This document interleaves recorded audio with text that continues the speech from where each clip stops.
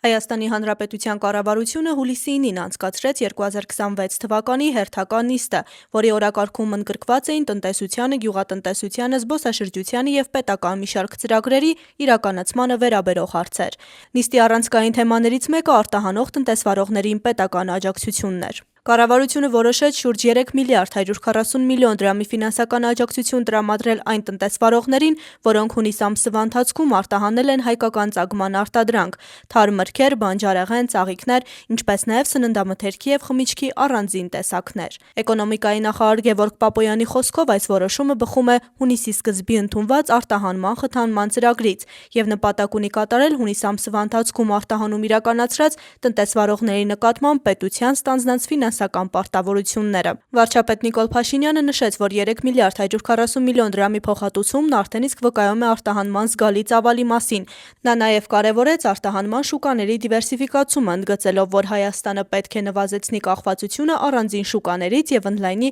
արտահանման աշխարհագրությունը։ Նախարար Պապոյանի ներկայացմամբ հունիս-հուլիս ամիսներին հայկական միրգ արտահանվել է աշխարհի 15 երկիր, ծաղիկ 25, իսկ բանջարեղեն 8 երկիր։ Միայն հունիսին արտահանվել է շուրջ 3000 տոննա ծիրան, 1400 տոննա կեռազ, 784 տոննա պղպեղ, 200 տոննա լոլիկ, 109 տոննա ելակ, 1,5 միլիոն լիտր շշալցված բնական հանքային ջուր և շուրջ 230 հազար շիշ հայկական գինի։ Հունիս ամսվան առանձին եթե ներկայացնեմ, ապա արտահանել ենք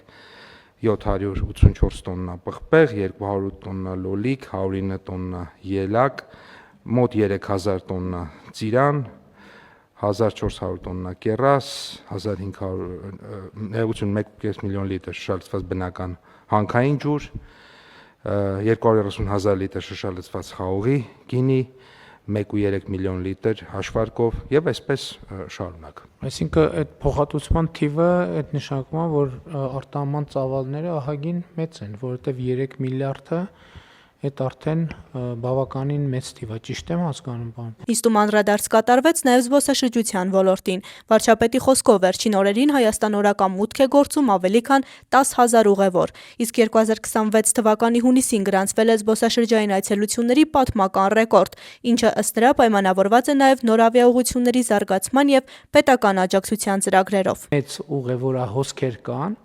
Եվ ուզում եմ էդ էլ մենք արձանագրենք որպես արտահանման մի ճյուղ, որովհետև զբոսաշրջիկները գալիս են, այս օրերին օրինակ